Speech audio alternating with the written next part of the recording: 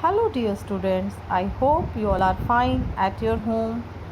Today, we will start with the chapter Sound. So, students, let's start with sound.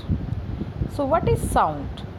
Sound is a form of energy produced by vibrations. Sound plays an important part in our daily life. It helps us to communicate with each other. We hear a wide variety of sound in our surrounding. Sound is produced by a vibrating body. Vibration is the to and fro or back and forth motion of an object. Example: if you strike a school bell, it vibrates and produces sound. If you pluck a stretched rubber band, it vibrates and produces sound. If you beat a drum, its stretched membrane vibrate and produce sound. If you blow a bugle, the air column vibrate and produce sound. So these all are the examples of sound producing systems. And do you know how is sound produced? A sound is produced because of a vibration, just as I already told. A vibration can be defined as a rapid back and forth movement of a body about a central position. Thus, sound is capable of being heard. The organ in a human being that is involved in the production of sound is the larynx. The voice is situated in the neck at the upper end of the windpipe. The sound produced is controlled by vocal cord, which are thin membranes stretched across the voice box. There are muscles attached to the vocal cord. These muscles are very and the tension in the vocal cord. With the help of these muscles, we can make different type of sounds. So this is the whole process that how is sound produced. So in this slide, you also see that how sound produced by humans. As I already told that the larynx portion contain vocal cord. So let's learn about it. In humans, sound is produced by the voice box or larynx. It is the upper part of the windpipe. Two vocal cords are stretched across the voice box, leaving a narrow slit. When the lungs force air through the slit, it vibrates and produces sound. As this already shown in the right side of the diagram, that there is a slit and the gap between the slit. Now let's talk about the propagation of sound. Sound require a medium to propagate. Sound travel through solid, liquid and gases. Sound does not travel in vacuum. Example: sound travel through the solid thread of an can telephone. A whale listen to the reflected sound, that is called echo, in water to locate its prey. We are able to listen to sound because the sound travel in air, because air is a mixture of gases. Now start with the characteristics of sound. We learn all the characteristics of sound one by one in detail. So the first characteristic is vibration and oscillation. Vibration is the to and fro or back and forth motion of an object. Vibration is also called oscillatory motion. The motion of the pendulum from one extreme position to the other extreme position and back is called an oscillation, means from A to B and back to A. This is the one vibration completed by the pendulum. So the second characteristic is amplitude of sound wave. The maximum displacement of an oscillating body from its central position is called amplitude. As you see in the diagram, from O to B or O to A, this is called amplitude. Or we can say that the amplitude of sound wave is the height of the crust or trough. It is represented by the letter capital A. The SI unit is same as that of density or pressure.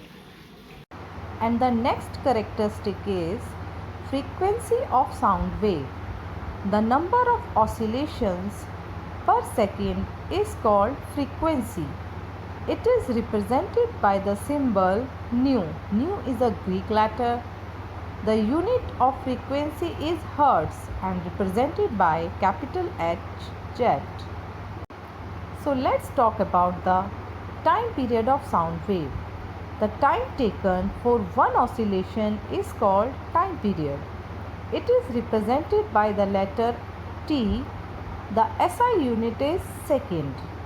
Frequency and time are represented as follows. T is equal to 1 upon nu. Nu for one oscillation, nu is equal to, we can say that nu is equal to 1 upon T.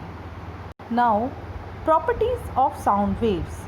As we already studied, amplitude and frequency. So, amplitude determines loudness and frequency determine pitch. Most sounds you hear are multi-frequency combinations superimposed to create complex wave pattern.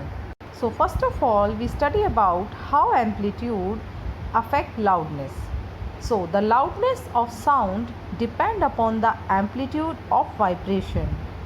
If the amplitude is bigger, the sound is loud, and if the amplitude is smaller, the sound is soft. So these curved waves represent amplitude. As I already told in amplitude, that amplitude is the height of crust and depth of trough. So if higher amplitude, bigger amplitude, then sound is loud, and if shorter amplitude, then sound is soft.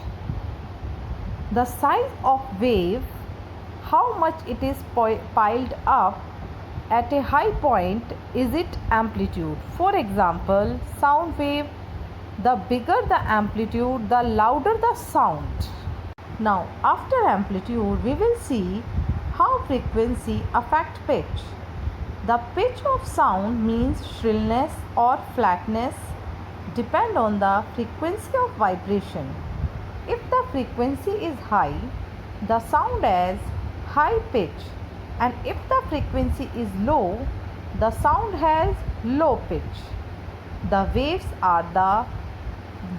are all traveling at about the same speed. So this is the number of each wave that will reach the ear in 1/100th of a second. Short wavelength means lot of waves, high frequency, high sound. Low wavelength means fewer waves, low frequency, low sound. So wavelength, frequency and pitch, all three are related to each other. Since the sound are traveling at about the same speed, the one with the shorter wavelength will go by more frequency. It has a higher frequency or pitch. In other words, its sound is higher also. So students, do you know how human perceive sound? Yes, the structure present in the human is human ear that perceives sound. So let's discuss about the structure of the human ear. The outer ear called pinna collects the sound waves. The sound wave passes through the ear canal to a thin membrane called eardrum. The eardrum vibrates. The vibrations are amplified by the three bones of the middle ear called hammer, anvil and stipes. The middle ear then transmits the sound waves to the inner ear. In the inner ear, the sound waves are converted into electrical signals by the cochlea and sent to the brain through the auditory nerves. The brain then interprets the signals as sound. So, This is the structure of human ear, and in another slide I will show another structure of human ear very clearly. So students, this is a clear structure of human ear. As you see in this diagram, the outer part of the ear is called pinna.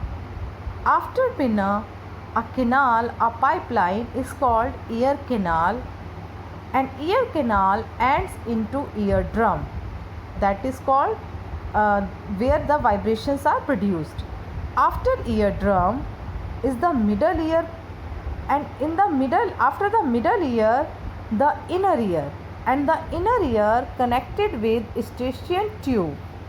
So this is the diagram or structure of human ear.